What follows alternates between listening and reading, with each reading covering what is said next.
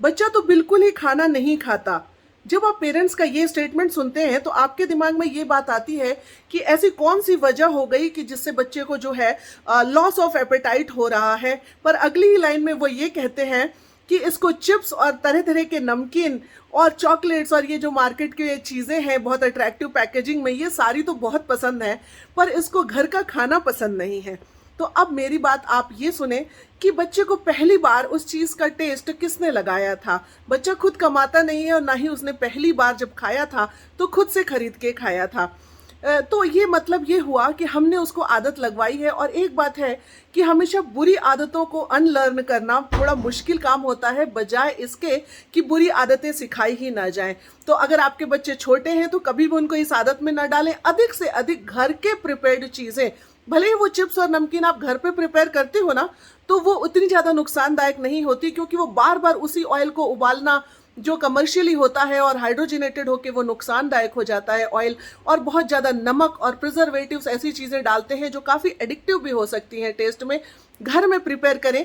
दूसरी बात, घर में प्रिपेयर करने से एक फ़ायदा ये भी होता है कि मॉडरेशन में यूज़ किया जाता है उस चीज़ को, यानी कि घर में अगर नमकीन या मिठाई बनी है, भले वो त्यौहार पे बने, बच्चों की डिमांड पे बने, तो वो किसी दिन ख़त्म भी हो जाती है और फिर नेक्स्ट बारी जब बनने तक थोड़ा वेट करना होता है। तो थोड़ा निश्चित मात्रा में उसको कंज्यूम करने की, मॉडरेशन की जो है वो आदत पड़ती है, जो मार्केट की चीज़ों में नहीं है।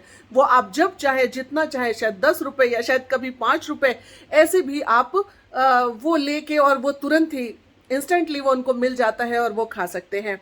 दूसरी बात एक ये होती है कि एक बच्चे को मैंने एक्सरसाइज दी, और जो मेरी फ्रेंड का ही बच्चा था 8 ईयर्स का, और उसको मैंने कहा कि जितना आप चिप्स या ये चीज़ें जो आप विभिन्न नमकीन जो ये खा रहे हैं या कोल्ड ड्रिंक्स जो पी रहे हैं रोजाना, इसके बदले में जो पैसे आप मम्मा से लेते हैं वो आप एक पिगी बैंक में या गुल्लक में डालें और देखें कि ये कितना ज़्यादा ना केवल हेल्थ का नुकसान हो रहा है, पैसे का नुकसान हो रहा है। And he was quite amazed, वो बहुत आश्चर्यचकित हो गया ये देख के कि उसने 3,000 से ज़्यादा रुपए एक ही महीने के अंदर इकट्ठे कर लिए थे।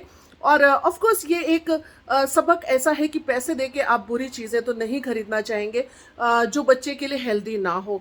तो इन आदतों को तुरंत बदलें।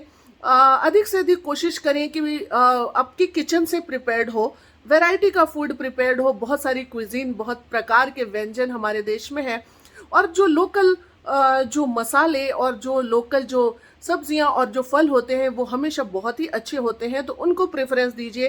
पैकेज्ड फ्रूट्स और स्टोर्ड जो कोल्ड स्टोरेज वाले, और या फिर कि जो फ्रोज़न, उनके कंपैरिजन में फ्रेश फूड आइटम्स को हमेशा इम्पोर्टेंस दीजिए।